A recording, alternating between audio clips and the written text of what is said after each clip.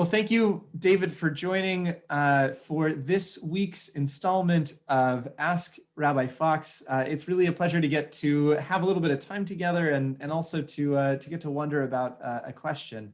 I'm looking forward to the question that you're going to ask that I might be able to wonder about something. I think that's a core part of what we do as Jews, is simply wonder. And so I appreciate you giving me the gift and the invitation to do that. David, thank you so much again for being on for this installment of the program. I invite you to say hello and to share the question. Hello, Rabbi Fox. I'm so glad that you could make it as well. Oh, thank you. Yeah. And yeah. Now, I don't plan on modeling this like the Spanish Inquisition, but if I could ask you, please, I mean, there are some legalities that are involved here. So if I could ask you, please, to put your right hand on a copy of the foreword. Honestly, it would have to be the computer.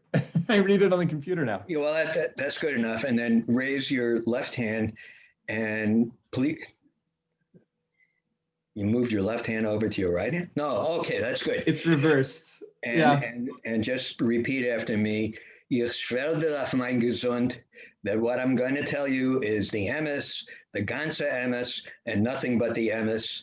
So help me, Abe Kahan. Is that?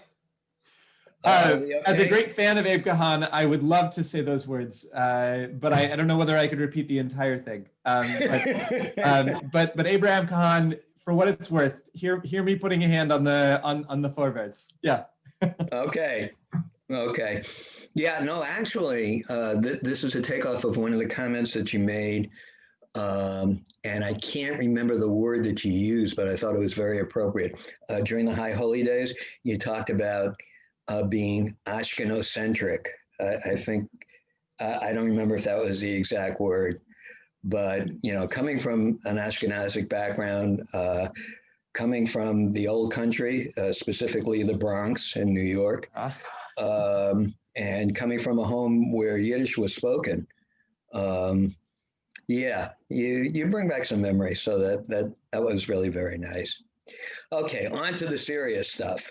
Okay. And the serious stuff is, would you mind telling us about your musical background? You mentioned that you are a jazz guitarist, and I got a couple of questions in that line, but why don't we start off with, could you tell us about your musical roots? Sure. Okay. So I come from a family of people who play music. In fact, I have a guitar in the other room that was kind of passed through. My brother played it. It was his first guitar. It was my first guitar. Dory played that guitar quite a bit. We have another family member it was her first guitar. And now Adi, at times will kind of walk over to the guitar and kind of strum it. Right. And so that music was very much in my family. My mother taught piano for many years as well. And so I had a deep love of music even early on, but it was mostly rock and roll, Jimi Hendrix, things like that. And I played plenty of that with friends and all of that kind of stuff. And I remember very vividly turning on the radio. In San Diego, it's 88.3. In Long Beach, it's 88.1. Right. And they would play blues quite often. But I had never heard jazz guitar. And I remember this vividly. I can remember where I was driving. I was driving and I heard, and it sounded, I think it was Barney Kessel. I heard this guitar and I was just floored by it. And I went to my guitar teacher and I said, "What is this? Teach me what this is." And that was it. I got to continue studying and expanding and growing my love and knowledge of jazz. I grabbed every album that I could possibly find. When I finished high school, when I graduated from high school, I moved up to LA to pursue a music career and to study with one of my heroes, a man named John Paisano, who played with Joe Pass for many years. He played with Herb Alpert as well, and was just, first of all, a dear man, and just a beautiful guitar player. So I studied with him for about a year and a half. And it was incredible. I got to play music and really, really delve into my musical voice. And I was primarily playing jazz at that point, teaching guitar lessons and playing jazz around the city. And I remember feeling like something was missing, that I was kind of sitting back and playing music, but that what comes to my mind is I played a wedding gig where we were sitting there and people were celebrating the wedding, and we were just kind of off to the side playing music. And it was really, I felt very lucky and privileged to be able to share my music in that way. But it felt too separated. I wanted a more direct connection with people in their lives. And so I picked up and made some changes after that. I actually moved to a kibbutz. But that's my music background. Since then, music has been something that's been really important to me, both personally. At the end of a long day, I go and I plug my guitar in, I flip on my Fender amp, and I just play. And so it's a way to just kind of express myself in that way. And it's also a really important part of who I am as a rabbi as well. It was an incredible thing for me to put the guitar on my shoulders. And I had done song leading and things like that, but to all of a sudden realize everyone's singing along. We're all singing together. I'm not just performing, I'm collaborating and being part of an experience. And that was a real gift. And so it continues to play an important role for me in that way. That's great. That's great. Do you indulge any nowadays in doing something outside the house?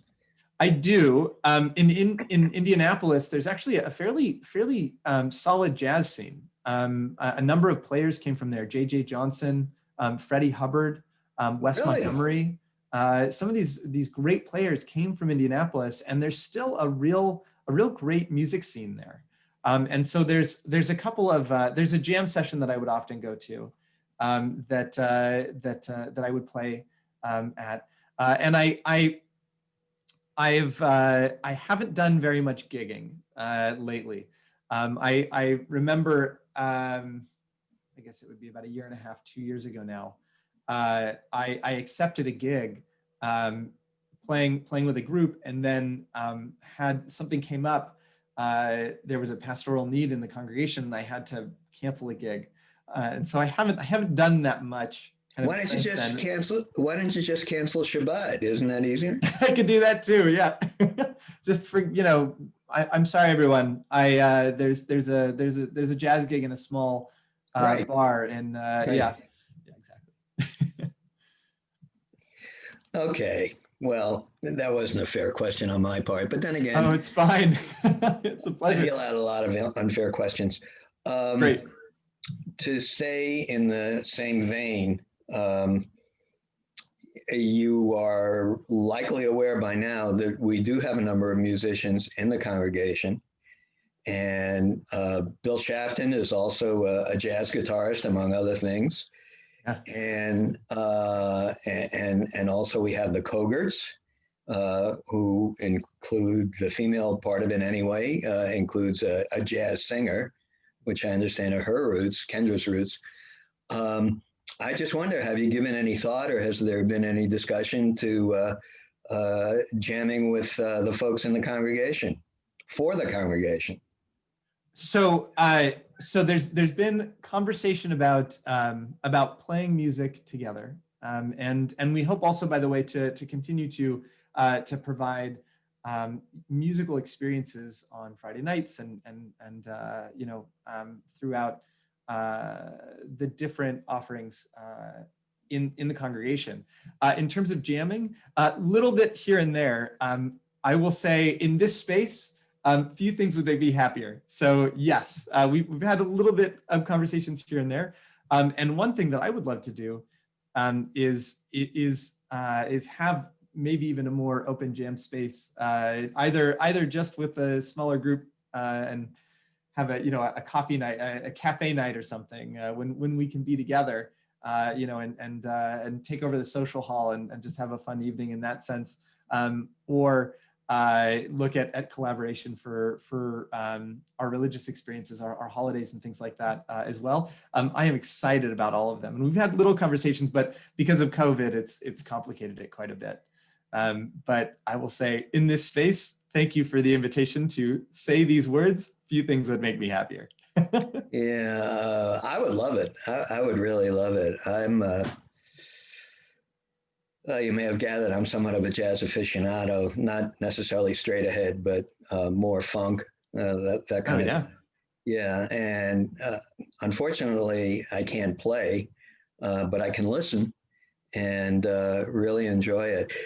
Which raises the next question. Do you have any favorites? You mentioned Wes Montgomery. Oh my gosh. What about, yeah, I'm blocking on his name. Rittenauer, Lee Rittenauer. Oh, Lee Rittenauer, yeah. Earl Klugh, Lightning Hopkins, for that matter. I mean, that crosses over into blues. Hey, it's all music. Yeah. In fact, so it's interesting that you asked. I do have one musician who I'm quite taken with, and he is in a relationship with another musician who's a singer, and I'll tell you who they are in just a minute. But the singer, just the other day, was doing a broadcast, and answered the question, what kind of music does she listen to? And she said very simply, she doesn't have a kind of music that she listens to. It's whatever kind of, she said, catches her ear, or whatever inspires her. And she listed artists from a range of different genres. And I thought that was really beautiful. And so, yes, absolutely. I mean, the blues captures my heart very much so. I am, it's just a matter of what moves me, what gets my foot tapping. Sure. So it's only fair that I mention who these musicians are. So the woman that I mentioned is Margaret Glaspey, who is a singer.